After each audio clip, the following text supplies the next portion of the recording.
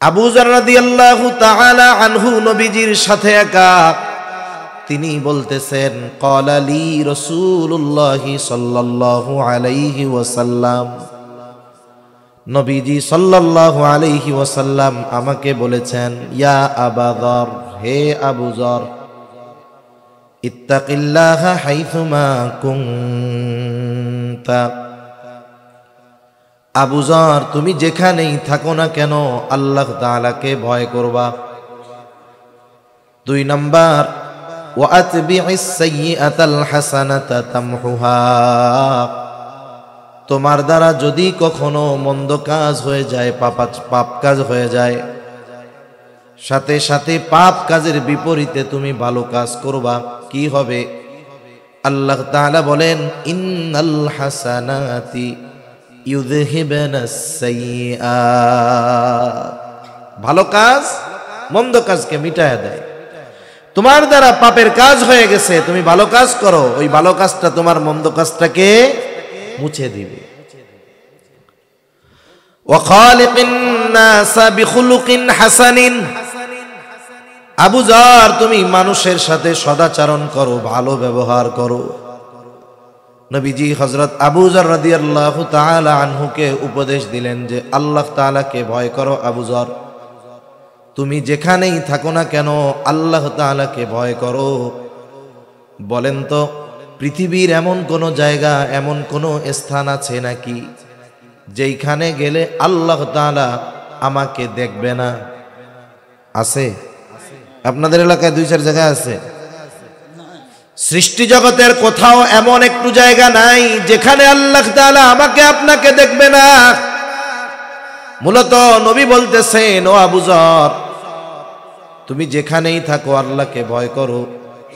আমাদের জন্য শিক্ষণীয় বিষয় হলো, বলেন তো আমরা অনেক সময় মন্দ কাজ, পাপের কাজ থেকে মানুষের ভয়ে বেঁচে থাকি। একটা খারাপ কাজ করতে চাচ্ছি, দেখি যে আমার পরিচিত জন, বন্ধু বান্ধব আসতেছে, আমার পরিবারের লোক আসতেছে, বাবা আসতেছে, বাবা দেখে ফেলবে, জেনে ফেলবে, এই ভয়ে পাপ কাজটা করি না।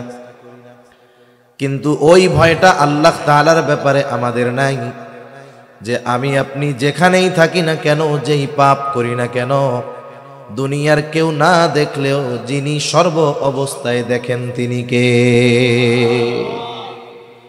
আল্লাহ তাআলাকে ভয় করে সকল প্রকার পাপাচার অনাচার থেকে বেঁচে থাকতে পারলেই মুত্তাকি হওয়া যায়। শুধু তাই না, বড় আবেদ হওয়ার জন্য মানুষের অনেক ইবাদত করা লাগে না। আমরা তো মনে করি ইবাদত করলে আবেদ, আর নবী বলেন না, গুনাহ থেকে বাঁচলে সে বড় আবেদ। আল্লাহর নিষিদ্ধ বিষয়সমূহ থেকে বাঁচলে সে বড় আবেদ। নিষিদ্ধ বিষয় থেকে বাঁচলে যেমন মুত্তাকি, নিষিদ্ধ বিষয় থেকে বাঁচলে তেমন ওইটাই প্রকৃত আবেদ হয়ে যায়। হযরত আবু হুরায়রা রাদিয়াল্লাহু তাআলা আনহু থেকে প্রসিদ্ধ হাদিস,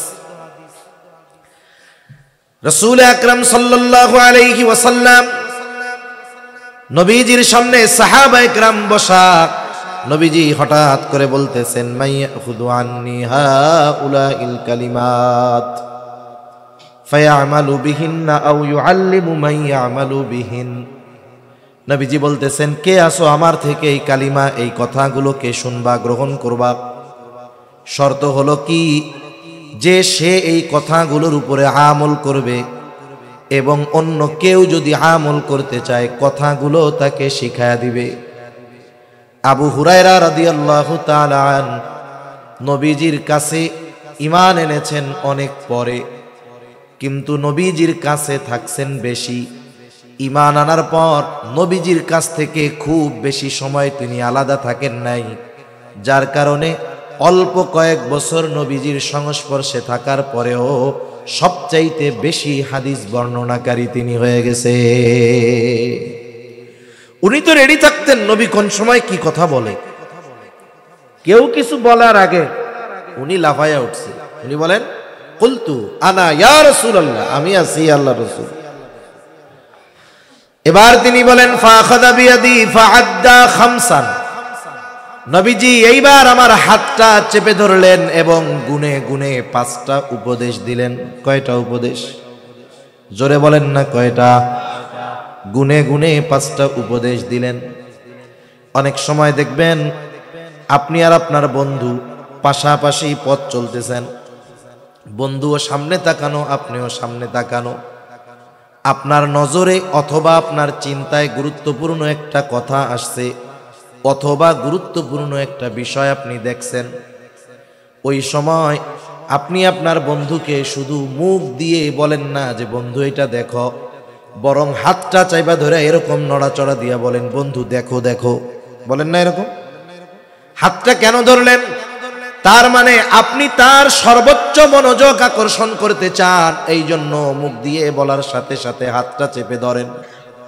অনুরূপভাবে আবু হুরায়রার হাত নবীজি চেপে ধরেছেন, যেন আবু হুরায়রা নবীজির এই কথাগুলো সর্বোচ্চ গুরুত্ব সহকারে খেয়াল দিয়া শুনে।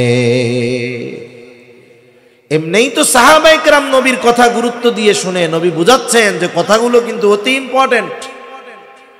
এইবার গুইনা গুইনা 5টা নসিহত করেছেন, 5টা উপদেশ দিয়েছেন।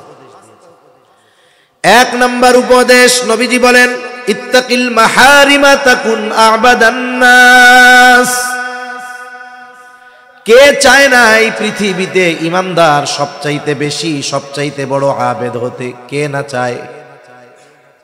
আমরা তো মনে করি যেই ব্যক্তি শুধু 5 ওয়াক্ত ফরজ সালাত, ফরজ নামাজ নয়, সাথে সাথে তাহাজ্জুদ, আওয়াবিন, ইশরাক সহ অন্যান্য সব নফল ইবাদত করে, আমরা বলি লোকটা বড় আবেদ। কিন্তু নবীজি আবু হুরায়রা রাদিয়াল্লাহু তাআলা আনহুকে বলেন, আবু হুরায়রা তুমি নিষিদ্ধ বিষয়গুলো ছেড়ে দাও, আল্লাহ তাআলা যেইগুলো মানা করেছেন সেইগুলো থেকে বিরত থাকো, ওই ব্যাপারগুলো থেকে বেঁচে থাকো, তাহলে কি হবে? বলে তাকুন আবাদান নাস, তুমি মানুষের মধ্যে সবচাইতে বড় আবেদ হয়ে যাবা। ইত্তাকিল মাহারিম, নিষিদ্ধ বিষয় থেকে বিরত থাকো। তাকওয়ার থেকে কথা শব্দটা আসছে। তাকওয়া শব্দের এক অর্থ বিরত থাকা। কিসের থেকে? বলে পাপের থেকে, আল্লাহ যা মানা করছে তার থেকে। এখন বলেন তো, একজন আল্লাহ তাআলার নিষিদ্ধ বিষয় থেকে বেঁচে থাকে না, সে যত বেশি ইবাদত করুক না কেন, নিজেকে নিজে আবেদ ভাবতে পারে, কিন্তু আল্লাহ তাআলার তালিকায় ওই ব্যক্তি আবেদ হতে পারে নাই। সেজন্য আমাদের সকল প্রকার নিষিদ্ধ পাপাচার, আল্লাহ তাআলা যা নিষিদ্ধ করেছেন তা থেকে বেঁচে থাকতে হবে। আমল কম হোক, যদি আমি গুনার থেকে বেঁচে থাকতে পারি ওইগুলোই আমার কাজে লাগবে। হাদিসের মধ্যেও রাসূলুল্লাহ সাল্লাল্লাহু আলাইহি ওয়াসাল্লাম আরো জানায় দিয়েছেন যে আল্লাহ তাআলার কাছে অল্প আমল হলেও সেটা কবুল হয়ে যায় যদি ইখলাস ঠিক থাকে। হযরত ইখলাসের ব্যাপারেও হয়তো কিছু কথা বলেছিলেন। নবীজিও বলেন, আখলিস দীনাকা ইয়াকফিকাল আমালুল কালিল, তোমার নিয়ত খাঁটি করো, অল্প আমল নাজাতের জন্য যথেষ্ট হয়ে যাবে। কেউ এ কথা বলতে পারবে না নবীজিও কখনো বেশি ইবাদতের কথা বলছে, আল্লাহ বেশি ইবাদতের কথা বলছে, কেউ বলতে পারবে না। বরং আল্লাহ তাআলা তো কোরআনে সুন্দর ইবাদতের কথা বলছে। আল্লাহ তাআলা বলেন, আল্লাযী খালাকাল মাউতা ওয়াল হায়াতা লিয়াবলুয়াকুম আইয়ুকুম আহসানু আমালা। আল্লাহ তাআলা বলেন, তিনি মৃত্যু এবং জীবনকে সৃষ্টি করেছেন কেন? বলে লিয়াবলুয়াকুম, তোমাদের পরীক্ষা করার জন্য। জিজ্ঞাসা যদি করা হয় আল্লাহ কি পরীক্ষা? বলে আইয়ুকুম আহসানু আমালা, পরীক্ষাটা হলো তোমাদের মধ্যে কার আমল কত সুন্দর। আল্লাহ বলেন নাই যে আইয়ুকুম আকসারু আমালা, যে তোমাদের মধ্যে কে কত বেশি আমল করে। তার মানে আল্লাহ তাআলা সুন্দর আমল চান। এখন যেই ব্যক্তি ভালো কাজও করে, ইবাদত করে, গুনাহও করে, সে আবেদ হইতে পারে নাই। ভালো কাজও করে, পাপও করে, এই পাপ করার কারণে তার ভালো কাজের সৌন্দর্যটা নষ্ট হয়ে যায়। মনে করেন একবারে ধবধবা সাদা একটা জামা, ওই জামার মধ্যে 2-3টা কালা দাগ মেরে দিলে কেমন লাগবে? জামার সৌন্দর্য পুরো শেষ। এই জন্য পাপ ইবাদতের সৌন্দর্যকে নষ্ট করে দেয়। এজন্য সকল প্রকার নিষিদ্ধ বিষয় থেকে বেঁচে থাকার দরকার। সেটা ব্যক্তিগত বিষয় হতে পারে, সামাজিক বিষয় হতে পারে, রাষ্ট্রীয় বিষয় হতে পারে। আসলে অনেক সময় হারাম কাজগুলোকে আমরা আনন্দের উপলক্ষ বানায় নেই, ঠিক কিনা বলেন? হারাম কাজকে আনন্দের উপলক্ষ বানিয়ে নেয়। তার মানে যারা হারাম কর্মগুলোকে আনন্দ উদযাপনের উপলক্ষ বানিয়ে নিয়েছে, তার মানে ওই হারাম কাজের অঘোষিত বৈধতা তারা প্রদান করেছে। নাচ গান, গান বাদ্য আপনাদের সমাজে তো আলহামদুলিল্লাহ নাই, জোরে বলেন না। আছে, প্রচুর পরিমাণ আছে। এখন তো অনেক জায়গায় সাধারণ ছোটখাটো অনুষ্ঠানেও অর্ধ উলঙ্গ নারী আর শিল্পী এনে না গাওয়াইলে না নাচাইলে ভালো লাগে না। আছে না নাই বলেন? আছে, অভাব নাই। বিবাহ অনুষ্ঠানে নাচ গান, ডেকসেট বাজানো, বেপরদা কর্মকাণ্ড, এগুলো সমাজের মানুষ এখন কোনো পাপই মনে করে না, সাধারণ কাজ মনে করে। যেই মাইকে ওয়াজ হচ্ছে ওই মাইকেই দেখা যাবে পরের দিন গান বাজতেছে। যেই শ্রোতা এখানে ওয়াজ শুনছে দেখা যাবে আগামীকাল রাত জেগে কোথাও তারা গানের অনুষ্ঠানেও আছে। জোরে বলেন। দেখা যাবে অনেক জায়গায় যেই আয়োজকেরা তাফসীর মাহফিলের আয়োজন করছে, দেখা যাবে ওই আল্লাহর বান্দারাই পহেলা বৈশাখে আবার গানের আয়োজন করে বসে আছে। আছে না নাই? মনে রাখতে হবে এগুলো ভালো কাজ না। একেবারে সব ধরনের পাপ থেকে আমাদের বেঁচে থাকা দরকার। পাপ আমাদের আমলের সৌন্দর্য নষ্ট করে দেয়। 10 মণ দুধ নষ্ট হওয়ার জন্য 10 মণ গরুর প্রস্রাব লাগে না, এর 1 কাপও লাগবে না। 10 মণ দুধের মধ্যে যদি ডাইলা দেওয়া হয় দুধ নষ্ট হয়ে যাবে। এজন্য আমাদের উচিত আমাদের ইবাদতগুলোকে, আমাদের জীবনকে পাপাচার মুক্ত রাখা। রাসূল আকরাম সাল্লাল্লাহু আলাইহি ওয়াসাল্লাম সেই জন্য জানিয়ে দিলেন।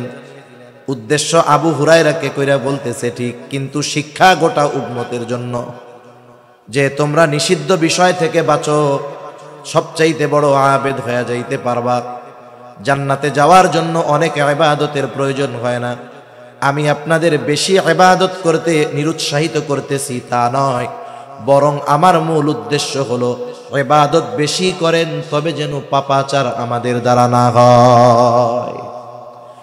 আপনি আমি তলা ছিদ্র রেখে, বালতির তলা ছিদ্র রেখে পানি যদি ভরপুর করি, পানি থাকবে? আর যদি কলসির তলা ছিদ্র না থাকে, ভালো থাকে, যেটুকু রাখবো ততটুকুই থাকবে। কিন্তু যদি তলা ছিদ্র থাকে, পানি ভরে রাখবো সকালে, বিকাল হতে হতে পানি কলসি খালি হয়ে যাবে। আমি এই গুনাহ নামক ছিদ্রটা বন্ধ করতে বলতেছি। যদি আমরা এটারে বন্ধ করতে পারি, যতটুকু করব ততটুকু থাকবে, ঠিক কিনা বলেন? মুসনাদে আহমদে একটা হাদিস আসছে, একবার না একাধিকবার। রাসূল আকরাম সাল্লাল্লাহু আলাইহি ওয়াসাল্লাম একদিন ফজরের নামাজের পূর্ব মুহূর্তে হঠাৎ করে তিনি বলতেছেন, এখন যেই ব্যক্তি দরজা দিয়ে ঢুকবে সে জান্নাতি।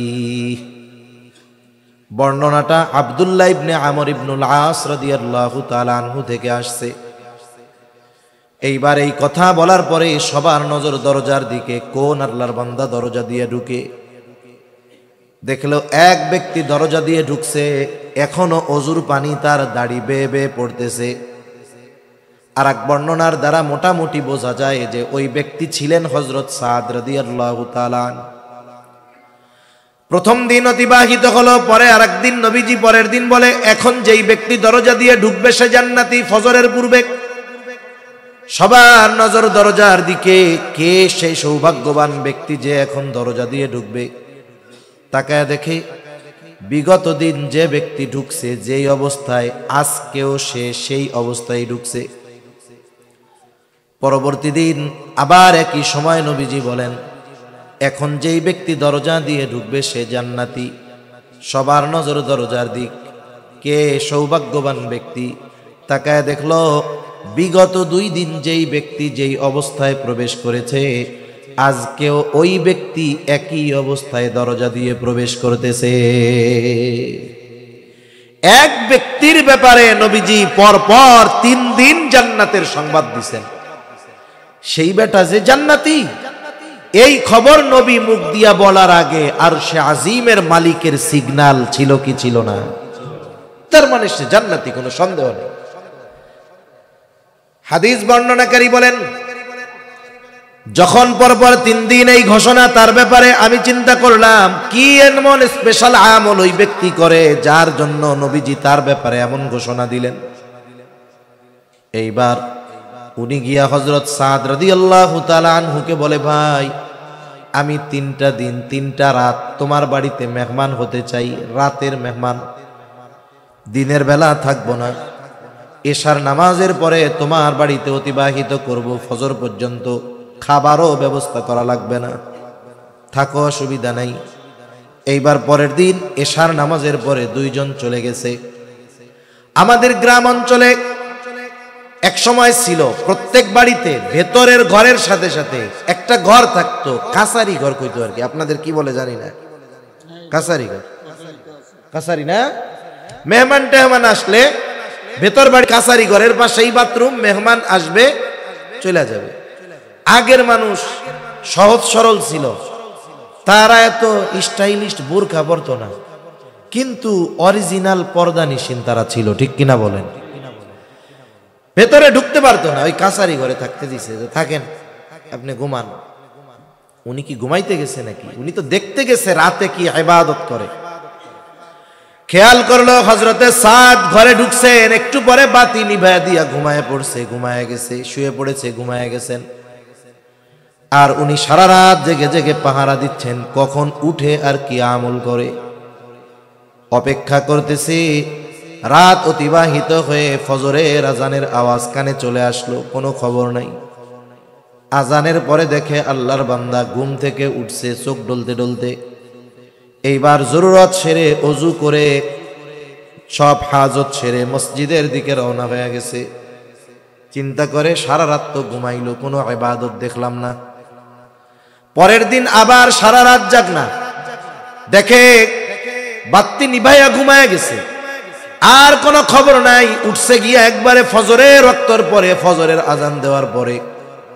দ্বিতীয় দিনে কি অবস্থা, চিন্তা করে কি ব্যাপার।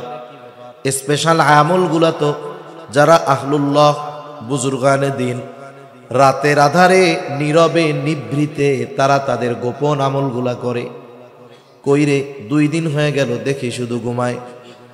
চিন্তা করে কোনো ব্যক্তি যদি ধারাবাহিক আমল করে, ইচ্ছাকৃতভাবে পর পর 3 দিন সে আমল বাদ দিতে পারে না।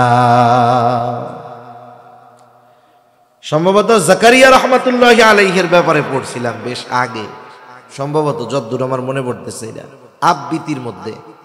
উনি দৈনিক কিছু সময় লিখতেন, নাম ভুল হইতে পারে, কিন্তু মূল উদ্দেশ্য যেটা সেটা বলতেছে। দৈনিক একটা নির্দিষ্ট সময় উনি লিখতেন। ওনার লেখা কিতাব প্রায় 100-র কাছাকাছি। এত বড় একজন শাইখুল হাদিস, কত খেদমত করছে, এরপরে এতগুলা লেখছে। ওনারা যা লেখা গেছে তা আমাদের হায়াতে পড়া সম্ভব না। লিখছেন, উনি লিখতেছেন। সম্ভবত হুসাইন আহমদ মাদানী রহমাতুল্লাহ আলাইহি ওই টাইমটাতে ওনার বাসায় আসছে। এখন লেখার সময় অন্যান্য সবার ক্ষেত্রে উনি একরকম ছিলেন, আব্দুল কাদের রায়পুরি রহমাতুল্লাহ আলাই আর হুসাইন আহমদ মাদানী রহমাতুল্লাহ আলাইহির ব্যাপারে ওনার নিজাম আর একরকম ছিল। যত কাজ থাক, ব্যস্ততা থাক, এই 2 আল্লাহর বান্দা আসলে উনি ওনার সবকিছু বাদ দিয়ে ওনাদের খেদমতে যাইতেন। হুসাইন আহমদ মাদানী রহমাতুল্লাহ আলাইহি বুঝতে পারছে ওনার মধ্যে কোনো অস্বস্তি কাজ করতেছে, জিজ্ঞাসা করছে কি অবস্থা, কি হয়েছে। তখন উনি বলছেন যে দৈনিক এই সময় আমি কিছু লেখি, এখন এই সময়টা পার হচ্ছে, আমার লেখা হইতেছে না, আমার মধ্যে অস্থিরতা কাজ করতেছে। উনি লেখার স্থানে গিয়ে বসে 2-1 কলম লিখে আসছেন, এই পর্যন্ত ওনার অস্থিরতা দূর হয় নাই। সুবহানাল্লাহ। তাহলে যেই ব্যক্তি ধারাবাহিক আমল করে, পরপর 3 দিন তার আমল বাদ যাবে, এটা তো হইতে পারে না। তাইলে মনে হয় তৃতীয় রাত্রে আমার কাঙ্ক্ষিত যেই উদ্দেশ্য সেটা সফল হবে। তৃতীয় দিন আবার এশার নামাজের পরে তিনি দেখলেন ঘুমায় গেছে। আর তিনি সারা রাত অপেক্ষা করতেছেন, এই বুঝি উঠে, এই বুঝি আমলটা দেখি। সারা রাত পার হয়ে গেল, ফজরের আজানের পরে ঘুম থেকে উঠলেন। 3 দিন দেখলেন এশার নামাজের পরে ঘুমায়, ফজরের আজান দিলে ঘুম থেকে উঠে, স্পেশাল কোনো আমল পাইলাম না।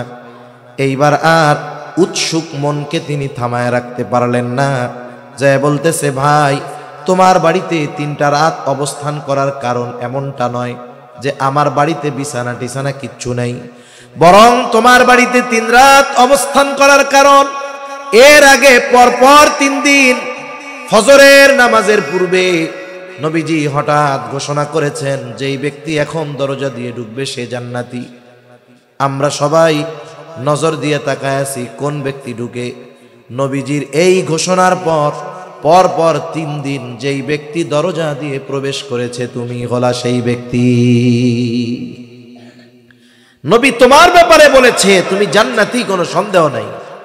কি দেখতে আইছিলাম কি আমল করো রাত জায়গা, তা কিছুই তো দেখলাম না। এইবার হযরত সাদ রাদিয়াল্লাহু তাআলা আনহু বলেন, নবীজি যদি আমার ব্যাপারে এমন ঘোষণা দিয়ে থাকেন তো আলহামদুলিল্লাহ, তবে তুমি যেই আশায় রাত্র যাপন করেছো এমন কোনো কিছু আমার নাই। তবে একটা জিনিস, আমি তো অন্যান্য যেগুলো করণীয় সেগুলো অবশ্যই করি, বর্জনীয় বিষয়গুলো থেকে বেঁচে থাকি। অতিরিক্ত একটা কাজ আমি রাতে বিছানায় যাওয়ার আগে করি, তা হলো আমাকে যারা কষ্ট দিয়েছে আমি সকল আল্লাহর বান্দাকে রাতের বেলা ক্ষমা করে এরপরে বিছানায় যাই। এখন বলেন, আমাদের দেশে যদি কেউ তাহাজ্জুদ না পড়ে তারে আমরা আল্লাহর ওলি বলতে রাজি নাই। আমি তাহাজ্জুদ পড়ার ব্যাপারে নিরুৎসাহিত করতেছি না, মূল উদ্দেশ্য কি? গুনাহ থেকে বাঁচা। তাহাজ্জুদ না পড়লে আমরা তারে আবেদ বলতে রাজি নাই, কারামত না দেখলে আল্লাহর ওলি বলতে রাজি নাই। ওই যে এক ঘটনা আছে না, এক খাদেম থাকছে এক আল্লাহর ওলির খেদমতে, 1 যুগ পার হয়ে গেছে, এখন বাড়িতে যাইব। এখন যাওয়ার সময়ও ওর মনের মধ্যে এই বিশ্বাস আসে নাই যে এই ব্যক্তি আল্লাহর ওলি। কেন? সে প্রশ্ন করতেছে, হুজুর আপনি কেমন আল্লাহর ওলি বুঝলাম না, 12 বছর থাকলাম, একটা কারামতিও আপনি দেখাইতে পারলেন না, আপনি কেমন আল্লাহর ওলি? হ্যাঁ। এবার আল্লাহর বান্দা বলে, বেটা বিগত 40 বছর আমার কোনো সুন্নাত ছুটে নাই, এর চাইতে বড় কারামত আর কি হইতে পারে? বিগত 40 বছর আমার দ্বারা গুনাহ সংগঠিত করার নাই আল্লাহ, এর চাইতে বড় কারামত আর কি হইতে পারে? তার মানে আমাদের ক্ষেত্রে কারামত বা আল্লাহর ওলির সংজ্ঞা, আমাদের ক্ষেত্রে আবেদের সংজ্ঞা, এগুলো আমাদের মন মতো। ইসলামী শরীয়তের পরিভাষায় প্রকৃত আবেদ আর আল্লাহর ওলি যারা, তাদেরকে আমরা মানতে রাজি নাই। আল্লাহর ওলি কি হবে? ঘোড়ার পিঠে উঠতে হবে, সাপড়ে চাবুক বানাইতে হবে, নইলে এটা কি আল্লাহর ওলি হইতে পারে? যায় নামাজের উপর দিয়ে আকাশে উড়ে বেড়াইতে হবে, নইলে কি আল্লাহর ওলি হইতে পারে? এই চিন্তাধারা আমাদের বাদ দিতে হবে। তো এক কথা থেকে আর এক দিকে চলে যাচ্ছি। তাহলে মূল বিষয় হলো, নবীজি বললেন নিষিদ্ধ বিষয় থেকে বাঁচো, তার মানে আল্লাহ যা নিষেধ করেছে সেটা থেকে বাঁচো। করণীয় বিষয়টা করলেই তুমি প্রকৃত আবেদ হয়ে যেতে পারবা। সুবহানাল্লাহ। যেহেতু হাদিসটা পাঠ করেছি, নবীজির কথাগুলো বইলা দেই। 2 নাম্বার, নবীজি বলেন, ইত্তাকিল মাহারিমা তাকুন আ'বাদান নাস ওয়া আরদা বিমা কাসামাল্লাহু লাকা তাকুন আগনান নাস। আমরা সবাই ধনী হওয়ার প্রতিযোগিতার মধ্যে আছি। প্রাচুর্যতা আমাদের কেমন ভাবে পেয়ে বসেছে, কে কার চাইতে বড় বাড়ি বানাবে, কে কার চাইতে বড় সুন্দর বানাবে, কে কার চাইতে বড় সুন্দর বাড়ি বানাবে, কে কার চাইতে বড় দামি গাড়ি কিনবে। এই প্রাচুর্যের মোহ আমাদেরকে এমন ভাবে পেয়ে বসেছে, যার অনেক গাড়ি বাড়ি তাকে আমরা আসল ধনী মনে করি। এই বাংলাদেশে সবচাইতে বড় ধনী যারা, শত শত ইন্ডাস্ট্রির মালিক যারা, আপনি তাদের কাছে গিয়ে জিজ্ঞাসা করেন যে বসুন্ধরা গ্রুপের মালিক আপনার কি খবর, যমুনা গ্রুপের মালিক আপনার কি খবর, এস আলম গ্রুপের মালিক আপনি কি খবর, দেখবেন এই দেশের সবচাইতে বড় ঋণ খেলাপি হলো এরা। পত্রিকায় আসছে এদেশের সব টাকা তো এস আলমে নিয়ে গেছে গা। তাইলে যে এত ঋণ, সে কোনোদিন ধনী হইতে পারে? কথা বুঝেন নাই মনে হয়। যে ঋণ ধনী হইতে পারে না। আসল ধনীকে যে তার চাহিদার দরজাকে বন্ধ করে দিতে পারছে, আসল ধনী হইল এটা। এই জন্য নবীজি সাল্লাল্লাহু আলাইহি ওয়াসাল্লাম বলেন, ওয়া আরদা বিমা কসামাল্লাহু লাক, আল্লাহ তাআলা তোমার জন্য যা নির্ধারিত করেছেন, যতটুকু তোমার জন্য নির্ধারিত করেছেন অতটুকুর উপরেই তুমি সন্তুষ্ট থাকো। কি হবে? নবীজি বলেন, তাকুন আগনান নাস, মানুষের মধ্যে সবচাইতে বড় ধনী হয়ে যাবা। আর প্রকৃতপক্ষে ধনীর সংজ্ঞা হলো যে স্বল্পে তুষ্টতা অর্জন করতে পারে। আল্লাহ যা দিছে আলহামদুলিল্লাহ, এইটা হলো আসল ধনী।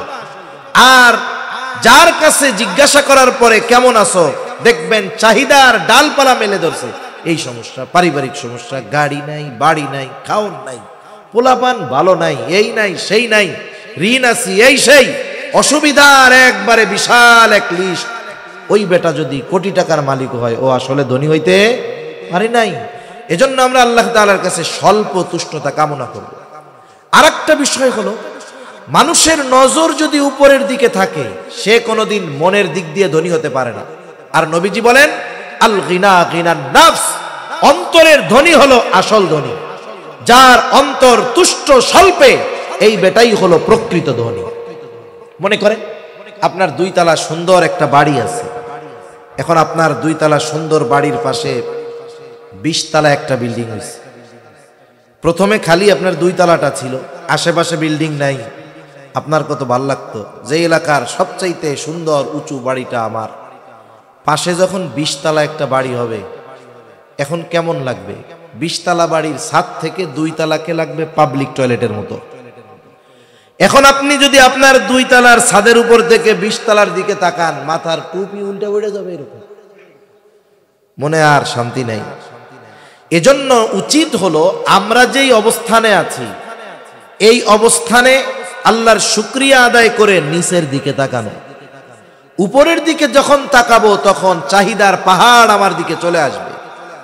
আপনি ওইটা বাদ দিয়ে নিচের দিকে যদি তাকান, 2 তলা বাড়ির মালিক, যে আমার তো 2 তলা একটা বিল্ডিং আছে, কিন্তু আমার প্রতিবেশীর টিনেরও ঘর নাই, সে পলি দিয়ে কেমন করে বাঁশ দিয়ে কত কষ্ট করে আছে, তার শীতেও কষ্ট, গরমেও কষ্ট। আর আল্লাহ তাআলা আমাকে 2 তলা বাড়ি দিয়েছে, বাড়ির মধ্যে এসি লাগানো আছে, গরমেও আরাম, শীতেও আরাম। এই জন্য যতক্ষণ না আমরা আল্লাহ তাআলার দেওয়া নির্ধারিত বস্তুর উপরে পরিপূর্ণ সন্তুষ্ট না হব, আত্মার ধনী যতক্ষণ না হব, তার মানে স্বল্পে তুষ্টতা যতক্ষণ অর্জন না করব, আর চাহিদার নজরকে যতক্ষণ আমার অবস্থান থেকে নিচের দিকে না দিব, হাজারো কোটি টাকার মালিকও আমি আপনি যদি হয়ে যাই, আল্লাহর কসম আমি আপনি প্রকৃত ধনী হতে পারবো না। নবীজি শখ আঁকতেছেন, শখ আঁকছেন, শখ আইকা বুঝাইতেছেন, দাগ কিছু ভিতরে রাখছেন শখের, আর বাইরে দিয়ে দিছেন। কিছু দিছেন বাইরে, একটা দিয়ে দিছেন ভিতরে। কি বুঝাইতে চান? যে বুঝাইতে চাচ্ছেন বনি আদমের চাহিদা, আশা, তার হায়াত যতটুক, তার চাইতে অনেক বেশি। আর এক হাদিসের মধ্যে নবীজি বলেন, বনি আদমের পেট কবরের মাটি ছাড়া ভরবে না। সে যদি স্বর্ণে পরিপূর্ণ একটা জমিন পেয়ে যায়, আরেকটা পাওয়ার আকাঙ্ক্ষা করবে, তার পেটটাও ভরবে না যতক্ষণ না সে কবরের মাটি তার পেটের মধ্যে যাবে। এজন্য মূলত স্বল্পে তুষ্ট যারা, আল্লাহ তাআলা যতটুকু দিয়েছেন এতটুকু নিয়ে যারা সন্তুষ্ট থাকে, এই লোকগুলোই প্রকৃত ধনী হতে পারে। এদের আর সম্পদের আশায় অন্তরের মধ্যে কষ্ট লাগে না, এরা অন্যান্য চিন্তা করে না, এরা হতাশায় ভুগে না, চাহিদার সমুদ্রে হাবুডুবু খায় না। এরপরে নবীজি সাল্লাল্লাহু আলাইহি ওয়াসাল্লাম বলেন, ওয়া আহসিন ইলা জারিকা তাকুন মুমিনা। নবীজি বলেন, তুমি তোমার প্রতিবেশীর সাথে সদাচরণ করো, তাহলে তুমি প্রকৃত মুমিন হতে পারবা। প্রতিবেশীর সাথে সদাচরণ করা দরকার। আর রাসূল সাল্লাল্লাহু আলাইহি ওয়াসাল্লাম প্রতিবেশীর হকের ব্যাপারে বলেন, জিবরাইল আলাইহিস সালাম আমাকে প্রতিবেশীর হকের ব্যাপারে এত গুরুত্ব দিয়েছেন, এক সময় আমি তো মনে করেছিলাম প্রতিবেশীকে হয়তো ওয়ারিশ বানিয়ে দেওয়া হবে। আর আমাদের দেশে সবচাইতে বড় দুশ্মন থাকে প্রতিবেশী। কেউ যদি একটু প্রভাব প্রতিপত্তিশালী হয়, আত্মীয় স্বজন যদি ক্ষমতাধর থাকে, বড় নেতা থাকে, তাহলে এই ক্ষমতাধর আত্মীয় স্বজনের পরিচয়কে ব্যবহার করে প্রতিবেশীর উপরে জুলুম করে। আছে না নাই? অভাব নাই। মনে করেন আপনার বাড়িতে আগুন লাগছে, আপনার আত্মীয় স্বজন বড় অফিসার, সব ঢাকা রাজধানীতে। বলেন তো, যতই পাওয়ার থাক, ওইখান থেকে মোবাইলে ফু দিলে আগুন নিভে যাবে? আগুন নিভাতে আগে আসবে কে? প্রতিবেশী। অথচ এর সাথেই আপনার খারাপ সম্পর্ক। গভীর রাতে আপনি টাকা পয়সাওয়ালা মালিক, আপনার বাড়ির পাশে একজন টমটম চালায়, আপনার বাবা স্ট্রোক করছে, কি করবেন? টমটমওয়ালার টমটমে আপনাকে তাকে হসপিটালে নিয়ে যাইতে হবে, কিন্তু এর সাথে আপনার ব্যবহার খারাপ। ও মনে মনে মরুক গা, আমার কি হয়েছে? এজন্য প্রতিবেশী, তাদের সাথে ভালো আচরণ করা দরকার। প্রতিবেশীর হকের কথা নবীজি বর্ণনা করতে গিয়ে এখানে আল্লাহ রাসূল সাল্লাল্লাহু আলাইহি ওয়াসাল্লাম ধর্মকে প্রাধান্য দেন নাই। যে এমন বলেন নাই যে প্রতিবেশী মুসলিম হলে তার প্রতি হক বেশি, অমুসলিম হলে কম। আয়েশা সিদ্দিকা রাদিয়াল্লাহু তাআলা আনহা নবীজিকে জিজ্ঞাসা করতেছে, আমার প্রতিবেশী একজন মুসলিম আর একজন অমুসলিম, ইয়া রাসূলুল্লাহ, এই দুইজনের মধ্যে প্রতিবেশী হিসাবে আমার কাছে বেশি হক প্রাপ্য কে? নবীজি বলতে পারতেন যে মুসলিম সে, এই কথা নবীজি বলেন নাই। নবীজি বললেন, যার দরজা তোমার দরজার বেশি কাছে, প্রতিবেশী হিসাবে সে তোমার কাছে বেশি হক প্রাপ্য। সুবহানাল্লাহ। তাহলে একজন প্রতিবেশী যদি অমুসলিমও হয়, সে যদি আমার বেশি কাছে হয় একজন মুমিনের চাইতে, প্রতিবেশী হিসাবে অমুসলিম হোক, প্রতিবেশী হিসাবে সে আমার কাছে বেশি হক প্রাপ্য। এজন্য একটা মানুষ যদি প্রকৃত মুমিন হতে চায়, নবীজি বলেন সে যেন প্রতিবেশীর সাথে সদাচরণ করে, ভালো ব্যবহার করে, প্রতিবেশীর কষ্টের কারণ যেন না হয়, প্রতিবেশীকে যেন কষ্ট না দেয়। আমাদের অবস্থা কি? আমরা ভালো প্রতিবেশী চাই, কিন্তু নিজে ভালো প্রতিবেশী হইতে রাজি নাই। আমি চাই যে আমার প্রতিবেশীর মাধ্যমে আমি যেন কষ্ট না পাই, কিন্তু আমি নিজে আবার প্রতিবেশীকে কষ্ট দিতে থাকি। এটা হলে হবে না। একটু সহনশীল হতে হবে। প্রতিবেশীর দ্বারা যদি একটু কষ্ট পাইও, একটু সবর করব, আর এই কারণে তাকে কষ্ট দিব না। এভাবে যদি আমি চলতে পারি, ইনশাআল্লাহ আমার প্রতিবেশীও ভালো হয়ে যাবে। হাদিসের মধ্যে তিনটি বিষয়কে সৌভাগ্যের প্রতীক বলা হয়েছে। এর মধ্যে একটা হলো ভালো প্রতিবেশী। একটা গল্প শোনাই আপনাদের, কষ্ট হইতেছে নাকি? এক অমুসলিম একটা জমি বিক্রয় করবে।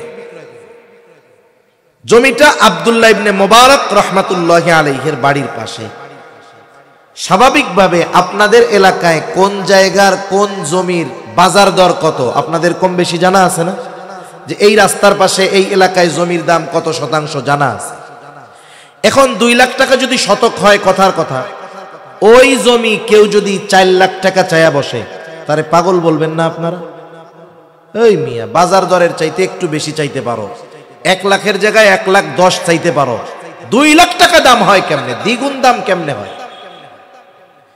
এখন ওই অমুসলিম ব্যক্তি আব্দুল্লাহ ইবনে মুবারকের বাড়ির পাশের জমি বিক্রয় করবে, দাম যা তার দ্বিগুণ দাম হাঁকায়া দিছে। মানুষেরা তার জমি দেখতে আসে আর তাকে সবাই তিরস্কার করতে থাকে। এই মিয়া, বাজার দরের দ্বিগুণ দামে কেন জমি বিক্রয় করতে চাও? অন্যান্য মানুষের জমিতে মাটি, তোমার জমিতে মনে হয় স্বর্ণ। এইভাবে মানুষ তাকে তিরস্কার করতেছে। এইবার ওই অমুসলিম বলে, শোনো, এই জমির গুণাগুণ যদি তোমরা জানতা, তাহলে দ্বিগুণ দাম নয় 5 গুণ দাম দিয়ে কিনতে তোমরা পিছু হটতা না। কেন রে? বলে, তুমি তো এইখানে জমি কিনলে শুধু জমির মালিক হবা না, জগৎ বিখ্যাত মুহাদ্দিস আব্দুল্লাহ ইবনে মুবারকের প্রতিবেশী হতে পারবা। এর চাইতে সৌভাগ্যের আর কি হতে পারে? আমি আব্দুল্লাহ ইবনে মুবারকের ছোট্ট একটা জীবনী রেসালা পড়তেছিলাম ওনাকে নিয়ে। ওই বইটার মধ্যে এই ঘটনাটা আসছে। যখন এই লোকটা শুধু এই কথা বলেছে, টাকা দিয়ে শুধু তুমি জমির মালিক হবা এমনটা নয়, তুমি তো আব্দুল্লাহ ইবনে মোবারকের প্রতিবেশী হয়ে যেতে পারবা। দ্বিগুণ দাম দিয়ে ওই জমি কেনার জন্য মানুষে হুড়োহুড়ি শুরু করে দিয়েছে। তাহলে ভালো প্রতিবেশী এটা আমাদের জন্য নেয়ামত। এজন্য আমরা আগে ভালো প্রতিবেশী হব, বলেন ইনশাআল্লাহ। 4 নাম্বার নবীজি বলেন ওয়া আহিব্বা লিন-নাস মা তুহিব্বু লিনাফসিক, মানুষের জন্য তুমি সেটাই পছন্দ করবা যেটা নিজের জন্য পছন্দ করো। অনুরূপভাবে মানুষের জন্য ওই বিষয়টা অপছন্দ করবা নিজের জন্য যেটা তুমি অপছন্দ করো। কিন্তু এই ক্ষেত্রেও আমাদের সবকিছু উল্টা। আমরা মানুষের ক্ষেত্রে যেটা অপছন্দ করি সেটা দিয়ে দেই, আবার এমন কি আল্লাহর ঘরে গিয়াও আমি যেটা অপছন্দ করি সেটা করি।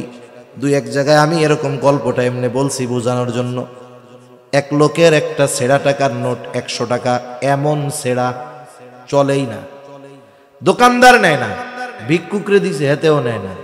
চিন্তা করে সালামও কই, মনে মনে কয় জুমার দিন মসজিদের দান বাক্স তুমি পালাবা কোন জায়গায়, বুঝেন নাই? দান বাক্সের মধ্যে 100 টাকা দিয়া 90 টাকা নিয়ে নিছে। দান করছে কত? চালায়া দিছে কি টাকা? জোরে বলেন না, কি টাকা? ছেঁড়া টাকা। এজন্য শহরে অনেক মসজিদে খালি অভিযোগ যে আল্লাহর হস্তে না দেন অসুবিধা নাই, ছিঁড়া তেনা টাকা দিয়েন না। এই যে দেখেন, ওই টাকাটা আমি নিজে চালাইতে পারতেছি না, কিন্তু আল্লাহর ঘরে চালাই দিছি। আবার আমাদের শহর অঞ্চলে দেখি আমরা অনেকে যাকাত দেন। যাকাত ইসলামপুরের বড় বড় কাপড়ের ব্যবসায়ীর দোকানে বড় করে লেখা থাকে এখানে যাকাতের কাপড়, যাকাতের লুঙ্গি, যাকাতের শাড়ি পাওয়া যায়। যাকাতের লুঙ্গি, যাকাতের শাড়ি পাওয়া যায়, এটা ওদের বানানো একটা নাম। তার মানে সবচাইতে নিম্ন মানের লুঙ্গি আর কাপড় আমার দোকানে পাওয়া যায়, এটার দ্বারাই কথা আর কি। এখন অমুক সাহেব 300 লুঙ্গি কিনছে, যাকাতের লুঙ্গি, 300 শাড়ি কিনছে, দান করবে। বলেন তো, ওই সাহেবরে যদি ওই রকম লুঙ্গিটা পরতে বলা হয়, ওই সাহেবের ওয়াইফকে যদি ওই যাকাতের শাড়ি থেকে একটা পরতে বলা হয়, সাহেব পরবে?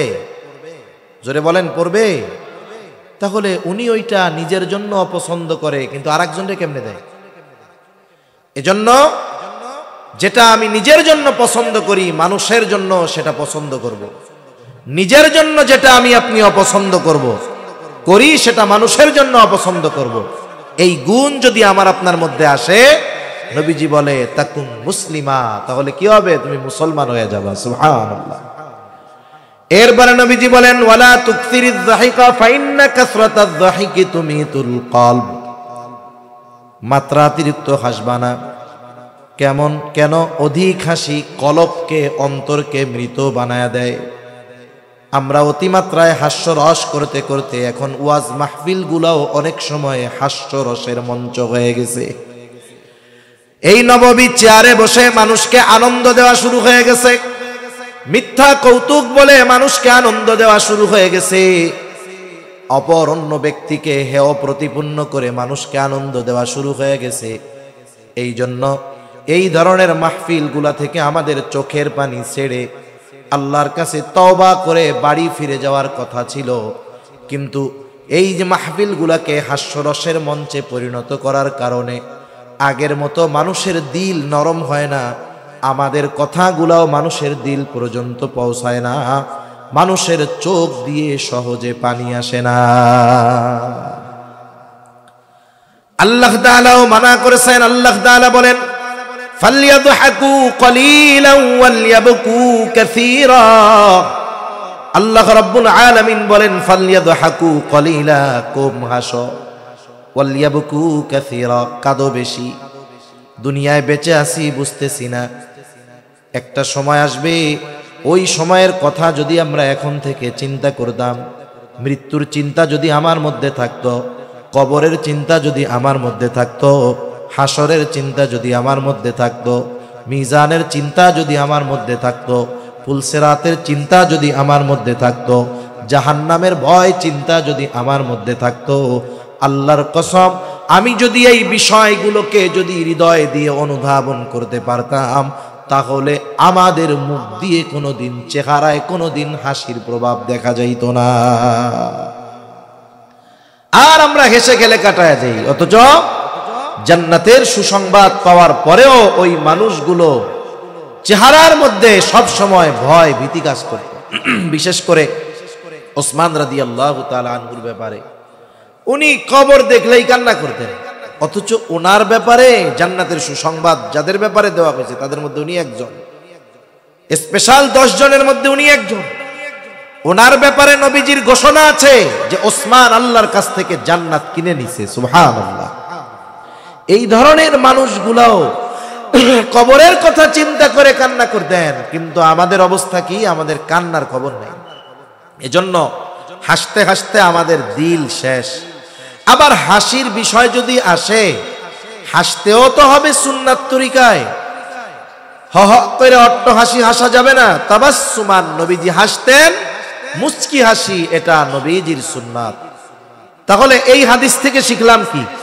পাপ ছাড়বো, তাইলে আবেদ হওয়া যাবে। যা আছে তাতে সন্তুষ্ট থাকলে ধনী হওয়া যাবে। প্রতিবেশীর সদাচরণের মাধ্যমে প্রকৃত মুমিন হওয়া যাবে। নিজের পছন্দ যদি অন্যের জন্য পছন্দ করি তাহলে প্রকৃত মুসলমান হওয়া যাবে। আর যদি হাসি কমিয়ে কান্না বাড়াতে পারি, মৃত কলব জিন্দা হয়ে যাবে।